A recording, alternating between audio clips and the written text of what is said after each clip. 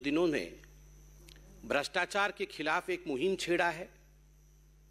Zero tolerance against corruption ये Bharatiya Janata party की सरकार का स्लोगन रहा है। तो स्वाभाविक रूप से भ्रष्टाचार को लेकर जिस प्रकार एक मुहिम पूरे हिंदुस्तान में चल रहा है वो हम सब देख रहे हैं। सही मायने में भ्रष्टाचार और घोटाला वर्सेस विकास और स्वाभिमान की लड़ाई आज पूरे भारतवर्ष में चल रही है। आज एक प्रमुख खबर सामने आया है और ये खबर नेशनल हेराल्ड को लेकर है। आप सभी जानते हैं कि जहां तक नेशनल हेराल्ड का विषय है, 2013 से नेशनल हेराल्ड पर केस चल रहा है और सोनिया जी और राहुल जी अक्यूज नंबर 1 और अक्यूज्ड नंबर 2 दोनों ही बेल पर बाहर हैं। और अभी कुछ दिनों पहले जब जांच एजेंसियों ने दोनों मां बेटे को बुला करके पूछताछ किया था तो पूरे देश में किस प्रकार का एक माहौल बनाने की कोशिश कांग्रेस ने की थी वो भी हमने देखा था। The Congress tried to be disruptive.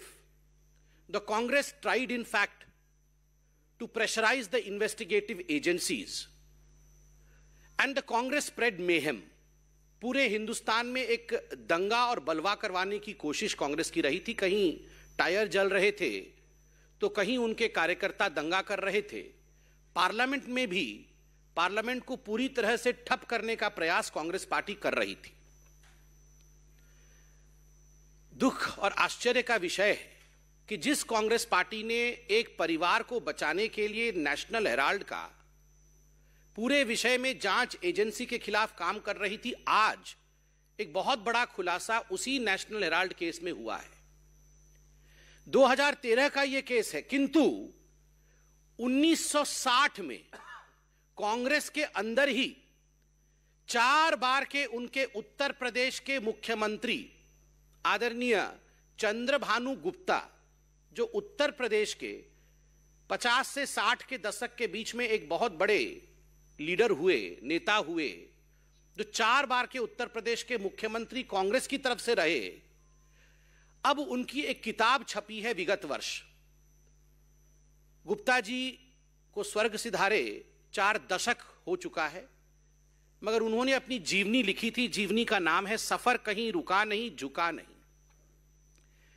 उनके इस जीवनी में जो उन्होंने दशकों पहले लिखा था, 60 के दशक में लिखा था, उनकी मृत्यु भी हो गई है, अब वो जीवनी छपी है। और उस जीवनी में जब नेशनल हेराल्ड के बारे में आप पढ़ेंगे तो अंग्रेजी में एक कहावत है, डेजा वू।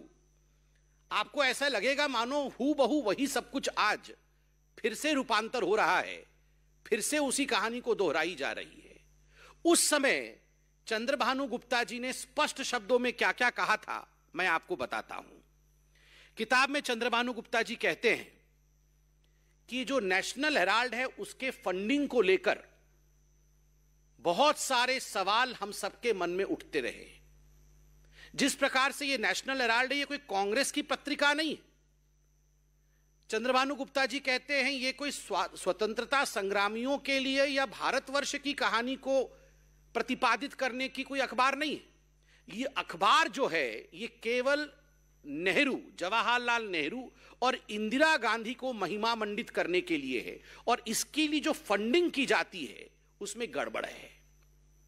यहां तक चंद्रभानु गुप्ता कहते हैं कांग्रेस के 60 की दशक में कि यदि कोई इन्वेस्टिगेटिव एजेंसी, कोई जांच एजेंसी नेशनल हेराल्ड पे जांच खोल ले और उसके पैसे के विषय को अगर देखना शुरू कर दे तो बहुत बड़ा खुलासा, a big exposé will happen, बहुत बड़ा खुलासा हो जाएगा।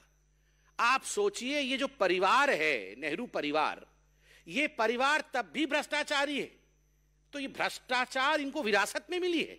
ये केवल सोनिया जी और राहुल जी भ्रष्टाचारी है ऐसा नहीं है, विरासत में परिवार में भ्रष्टाचार चला आ रहा है। और इसका जो खुलासा है ये चंद्रभानु गुप्ता जी करते हैं, उनके खुद के 4 बार के मुख्यमंत्री करते हैं। वो आगे कहते हैं, the policy of the National Herald was to promote the Nehru family only. एक ही पॉलिसी थी कि नेहरू फैमिली को प्रमोट किया जाए, और फ्रीडम ऑफ प्रेस के नाम पर जो भी नेहरू गांधी परिवार के खिलाफ कहता था, किस प्रकार से उनके खिलाफ मुहिम छेड़ा जाए, यह नेशनल हेराल्ड का मुख्य उद्देश्य था। उसमें कहते हैं कि उस समय भी, ये बहुत ध्यान देने योग्य विषय है, गलत तरीके से नेशनल हेराल्ड ने कांग्रेस से पैसे लिए। जो पैसे लोगों ने कांग्रेस पार्टी को दिए थे, चंदा में दिए थे, डोनेशन में दिए थे, उस पैसे को नेशनल हेराल्ड में लगाया गया। सोच के देखिए, आज भी 90 करोड़ रुपए का विषय चल रहा है कि किस प्रकार से करोड़ों रुपए कांग्रेस पार्टी से गलत तरीके से, असंवैधानिक तरीके से, इलीगल तरीके से money was siphoned from the Congress party to the National Herald and from National Herald back to the mother and the son duo, the company called as Young India. तो ये जो मनी सर्किटिंग थी वो उस समय भी चल रही थी और कांग्रेस का पैसा उस समय भी नेशनल हेराल्ड में गया था। सोच के देखिए, भ्रष्टाचार बेरोक टोक, अनस्टॉपेबल। मतलब भ्रष्टाचार और करप्शन तब से चल रहा है, नेहरू जी के समय से। और आगे चंद्रभानु गुप्ता लिखते हैं कि नेहरू जी को इस पूरी कंपनी का डायरेक्टर बनना था, इसलिए किस प्रकार से उन्होंने कई बड़े नेताओं का नाम लिखा है, पुरुषोत्तम दास टंडन, शिव प्रकाश गुप्ता, आचार्य नरेंद्र देव और खुद चंद्रभानु गुप्ता, कि हमें फोर्सफुली अपने जो शेयर्स थे उन्हें बेचने पड़े ताकि नेहरू जी के पास 100 शेयर आ जाएं और वो कैसे भी येन केन प्रकारेण डायरेक्टर बन जाए ताकि कंट्रोल उनके पास चला जाए। और अगर कोई इन्वेस्टिगेटिव एजेंसी नेशनल हेराल्ड को इन्वेस्टिगेट कर लेगी तो बहुत बड़ा खुलासा होने वाला है। ये 60 के दशक में चंद्रभानु जी ने कहा था। और मैं तो कहूंगा, गुलाम नबी जी केवल अभी नहीं है, उस समय भी कांग्रेस के अंदर गुलाम नबी जी थे जिन्होंने सच्चाई को सामने रखा, सच्चाई को उजागर किया और जो कांग्रेस के अंदर की गड़बड़ियां हैं उन विषयों को जनता के बीच रखा। बंधुगण, हम लोगों को कोई बता रहा था अभी, आप में से किसी बंधु ने बताया कि कल शायद भारत तोड़ो आंदोलन शुरू कर रही है कांग्रेस पार्टी। भारत जोड़ो आंदोलन शुरू कर रही है कांग्रेस पार्टी।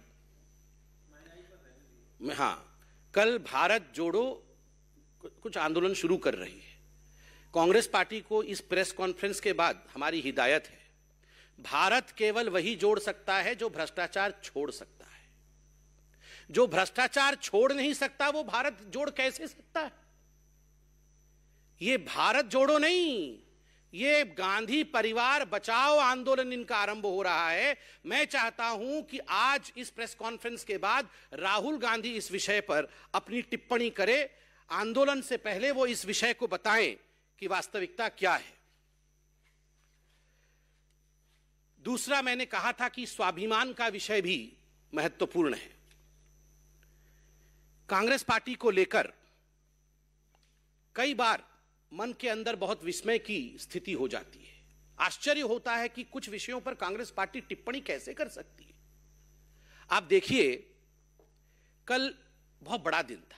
आईएनएस विक्रांत, भारत के जो नेवी है उसका इंसिग्ना, जिसको हम सिंबल कहते हैं, फ्लैग कहते हैं, उसका एक बहुत बड़ा बदलाव हुआ। उसमें भी जिस प्रकार कांग्रेस पार्टी कह रही थी उस पर तो मैं जवाब दूंगा, मगर एक खुशखबरी पहले मैं आपको बताऊं। आप सभी जानते हैं आजादी का अमृत महोत्सव मनाया जा रहा है। 75 वर्ष पूर्ण हुए हैं भारतवर्ष को आजाद हुए।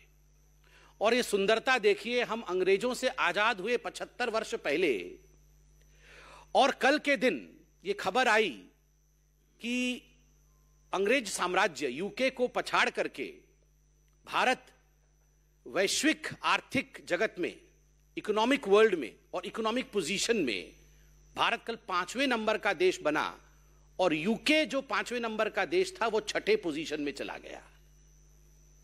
UK has become the 6th biggest economic power and India has taken over UK to become the 5th largest economic power of the world।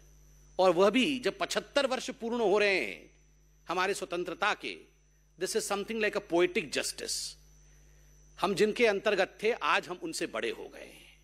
हम जिनके अधीन थे आज आर्थिक रूप से उनसे बड़े हो गए हैं, उनसे आगे निकल गए हैं। मोदी है तो मुमकिन है। ये जो रिफॉर्मिस्ट और performance oriented governance Modi ji ने दिया है उसका नतीजा है कि आज हिंदुस्तान आगे निकला है। मगर कांग्रेस है कि उसका जो कॉलोनियल माइंडसेट है वो अभी तक जा नहीं रही है। आश्चर्य का विषय है, कल नेवी के फ्लैग में चेंज किया गया, बदलाव किया गया। मैं आपको दिखाना चाहूंगा। आप देखिए 50 से 2001 के बीच यह थी इंडिया के नेवी की फ्लैग, जिसमें आप एक क्रॉस देख सकते हैं। ये क्रॉस जो है सेंट जॉर्ज का क्रॉस है, उनकी निशानी है जो ब्रिटिशर्स ने लगाया था। जब 2001 और 2004 के बीच में वाजपेयी जी की सरकार रही तो आदरणीय वाजपेयी जी की सरकार ने ब्रिटिश के इस निशानी को मिटाया था, हटा दिया था। उसके बाद पुनः सोनिया जी के आग्रह करने पर कि इस निशानी को, सेंट जॉर्ज की निशानी को, अंग्रेजों के इस निशानी को पुनः स्थापित की जाए, उसे मिटाई ना जाए, तो अंग्रेजों के उस निशानी को पुनः स्थापित किया गया। और आज हम गर्व के साथ कह सकते हैं कि मोदी है तो मुमकिन है। आज मोदी जी ने दोबारा जो कॉलोनियल इंसिग्ना था, जो एक ब्रिटिशर्स की निशानी थी हमारे फ्लैग में, उसे निकाला है।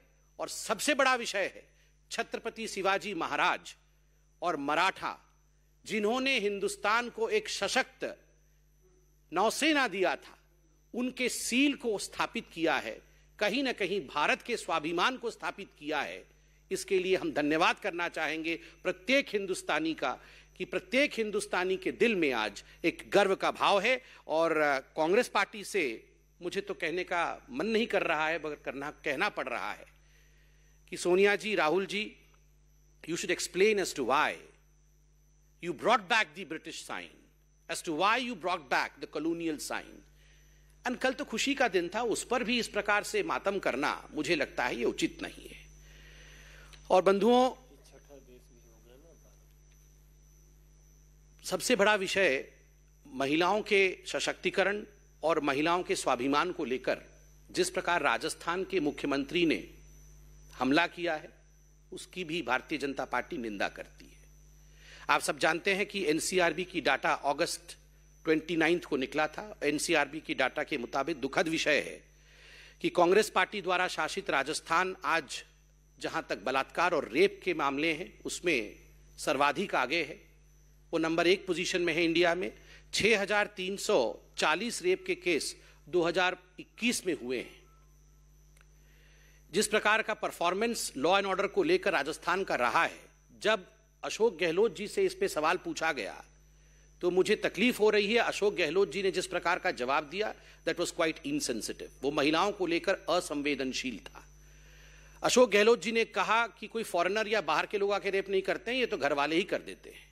लड़की के जो अपने रिश्तेदार होते हैं, जानकार होते हैं, वो तो घर वाले ही ऐसा काम करते हैं।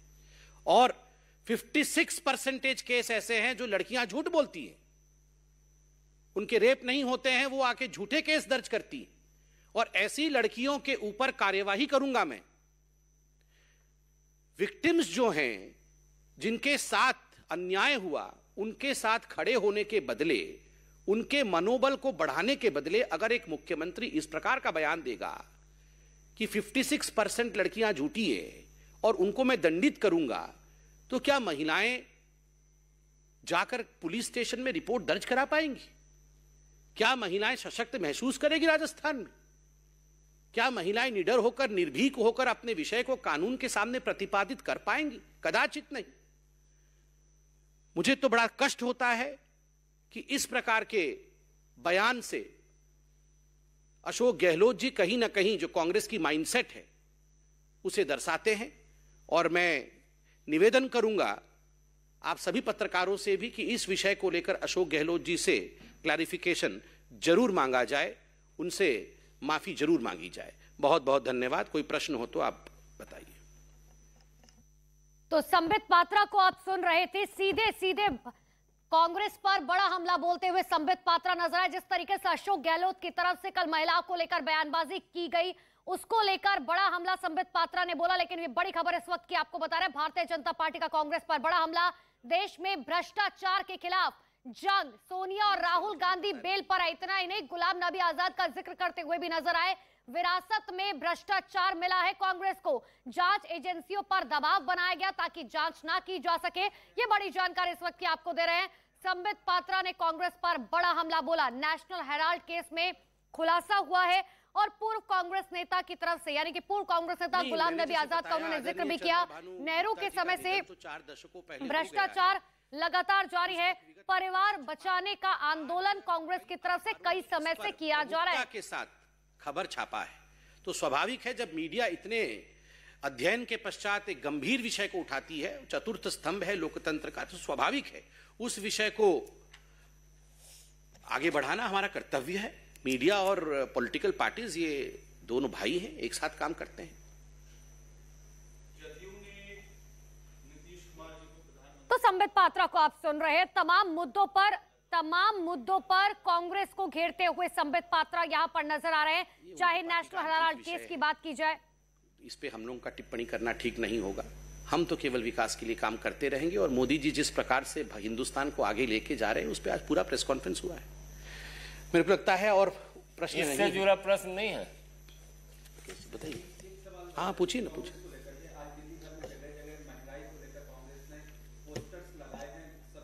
तो गुलाम नबी आजाद का जिक्र किया, भ्रष्टाचार का जिक्र करते हुए नजर आए। कांग्रेस की विरासत, कांग्रेस के परिवारवाद, अशोक गहलोत की तरफ से महिलाओं को लेकर जो बयान दिया गया उसको लेकर, इन तमाम मुद्दों को लेकर लोकतंत्र में विपक्ष अपने विषय को प्रतिपादित कर सकती है, अपने विषय को लेके सड़कों पर भी उतर सकती है, यही लोकतंत्र की सुंदरता है। किंतु हमने आज कांग्रेस पार्टी से प्रश्न पूछा है कि जो लोग भ्रष्टाचारी हैं, जिनके पार्टी के अभी की अध्यक्षा और विगत अध्यक्ष दोनों ही भ्रष्टाचार के मामले पर बेल पर बाहर हैं, उनको इन गंभीर प्रश्नों का उत्तर देना चाहिए। जो प्रश्न आज अखबारों ने उठाए, उनके खुद के मुख्यमंत्री ने 60 की दशक में नेशनल हेराल्ड को लेकर कमेंट किया था और आज भी वो प्रासंगिक है। दोनों मां बेटे आज बेल पे बाहर हैं, जांच पड़ताल चल रही है। तो हमने उनसे सवाल पूछा है, तो कल रैली करेंगे, उसमें जवाब दे दें। हमने तो कहा भारत जोड़ेगा वही जो भ्रष्टाचार छोड़ेगा। भ्रष्टाचार पकड़कर भारत जुड़ नहीं सकता है।